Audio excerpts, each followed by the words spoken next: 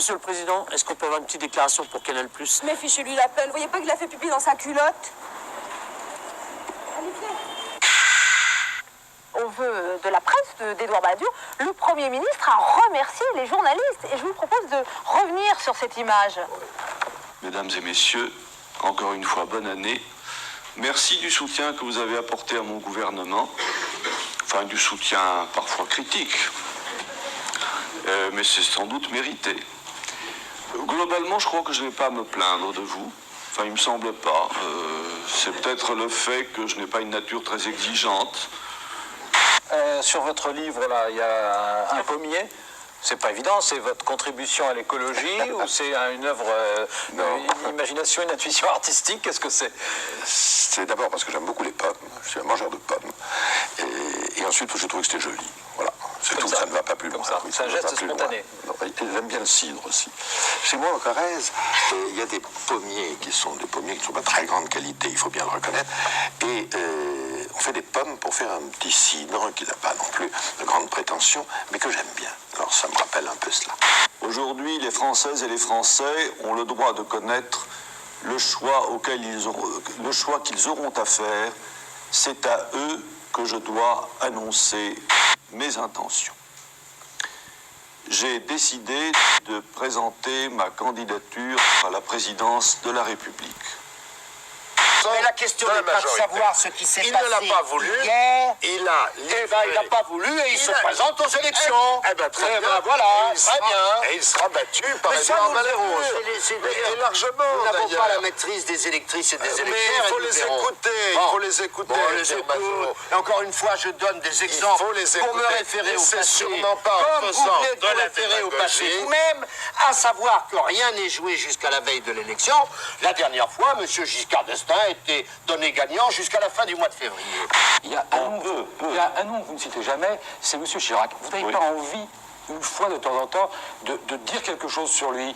On sent que vous avez envie de dire qu'il est démagogue, on sent que vous avez envie de dire qu'il promet de raser gratis, effectivement. C'est pas dur de se retenir toujours comme ça? Mais écoutez, je ne me retiens pas, puisque vous avez parfaitement compris, Jean-Luc Manot. Les hommes sommes les hommes. La gauche caviar découvre la tête de veau. C'est très bon, la tête de veau. C'est très, très bon. Et vous, c'était quoi? Et il ne faut pas en abuser. Il ne faut pas en abuser. À la longue, c'est indigeste.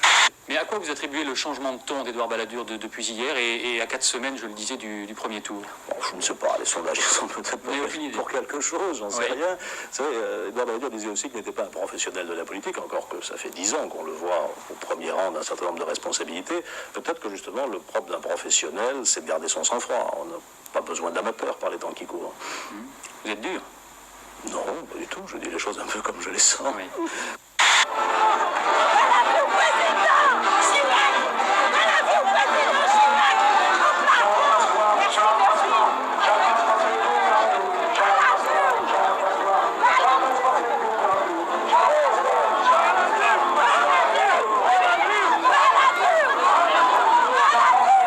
Quoi qu'il arrive, j'irai jusqu'au bout dans cette campagne présidentielle, M. Chirac.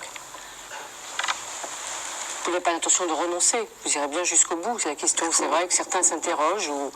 Vous parlez sérieusement, là, ou vous faites de l'humour? Se demandent de temps en temps de détermination. Quoi qu'il arrive, c'est ça. Écoutez, soyons sérieux, je vous en prie. Bien, M. Chirac, je vous remercie. Merci beaucoup. Il faudrait qu'au début de 1976... 96. Excusez-moi, 96... Sur une formule un peu familière, pardonnez-moi, est-ce que Balamou n'est pas devenu Bala trop dur en quelques jours? Bon, écoutez, je vous laisse votre formule. Et que je ne voudrais pas qu'à la fin de 1976 ou au début de 1977, les Allemands puissent dire on ne peut pas avancer. Mais pourquoi vous soutenez un candidat qui a manqué à sa parole? Je n'accepte pas cette phrase. Regardez. Je dis que je ne serai pas candidat. Eh bien, j'entends alors justement une confirmation, une affirmation de votre part. Écoutez, je le confirme très volontiers, je ne le serai pas. Vous dites aujourd'hui je ne suis pas candidat, mais il y en a d'autres qui pourraient vous dire, et si les circonstances le voulaient, ou si l'affectueuse pression de vos amis vous prouvait que vous êtes le seul à pouvoir l'être. Que volent ce type d'engagement, et faut-il d'ailleurs les prendre? Ils valent ce que valent les hommes qui les prennent. Et donc, c'est une question de contrat moral et d'impression de franchise et d'honnêteté que l'on donne. Si je ne vois pas comment un homme pourrait se présenter devant les Français en 93, leur dire « je ne serai pas candidat dans 2 ans » et l'être. Ce serait manquer à sa parole. Et s'il l'était, on lui en tiendrait rigueur et ce serait normal et justifié. Il suffit qu'il y ait un article dans Le Monde, pétri de contre-vérité, ou dans Libération, pour que ça devienne leur vérité, parce que ça leur permet de nous attaquer. Eh bien, je n'ai pas l'intention de le supporter davantage. Édouard Balladur, c'est l'homme à abattre. Non, vous avez Vraiment, écoutez, j'ai écouté ce discours, je n'ai vraiment rien vu, rien entendu qui fût une attaque contre Édouard Balladur. Ça n'est pas notre problème. Oui, ça vise l'ensemble de la société française. Il faut arrêter de faire de l'égocentrisme, enfin, de l'autre côté. Je n'ai jamais vu de campagne aussi dégueulasse. Réfléchissez 2 minutes. C'est pas excessif. Merci. Vous me dites, au fond, je vous ne sais n'avez... pas, hein. Non. Parce que non. c'est à peu près le temps qu'il m'a fallu pour lire votre livre, alors s'il vous plaît. Oui, je sais bien, malheureusement. J'avais pas mis... Dans celui que je vous ai envoyé, j'ai pas mis les images à colorier, je suis désolé. Désolé. Vous avez beaucoup parlé de corruption et parfois vous avez prononcé les noms de gens très proches de candidats à la présidence de la République. Est-ce qu'à votre avis, un certain nombre d'entre eux pourraient être inquiétés sur des problèmes de corruption? Oui. Qui? Lesquels? Vous citez Charles Pasqua, les lois Pasqua sur l'immigration, on y viendra. Attention votre programme, vous ne les abrogez pas. Non, on y reviendra. Non, on n'y revient pas, on en parle tout de suite. Ah bon, si vous le voulez. Je croyais que ces questions seraient posées peut-être par des jeunes. Bah excusez-moi, j'ai 40 ans, mais je vous la pose quand même. Ah, c'est dur.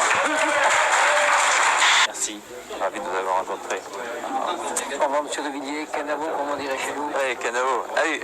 Canavo, ça veut dire quoi? Au revoir. Au revoir, oui. Canavo, alors. Dans les résultats qui vont s'afficher Il est 20h, précise. Voici le choix des Français pour ce premier tour de l'élection présidentielle 1995. En tête de ce premier tour, Lionel Jospin avec 23,4% des suffrages exprimés.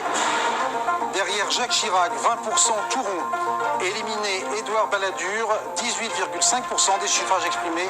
Non pas 2 têtes, mais 3 têtes, car il nous est impossible pour l'instant de départager, vous le voyez, Jacques Chirac et Édouard Balladur. C'est M. Jospin et M. Chirac qui seront présents au... Je vous demande de vous arrêter. Je vous demande de vous arrêter. Chirac a admirablement bien géré la ville de Paris. Chirac a été un très bon Premier ministre. Il a une expérience politique admirable. Il ne reste plus qu'à être le plus nombreux possible pour le soutenir, pour lui donner les moyens d'une politique généreuse et sociale. Mais qu'est-ce qui se passe, Jean Eder? Mais toi, l'homme le plus libre qui soit, tu prends une langue de valet. Les jeunes sont utilisés généralement par les partis politiques traditionnels comme étant des harkis, les harkis de la politique qui vont coller, qu'on met. Je vous interromps 2 secondes, il y avait une image extraordinaire, ça se passait au quartier général de M. Lionel Jospin. Voilà une image de jeune. Voilà, en tout cas, eux ont l'air de s'aimer énormément ce soir.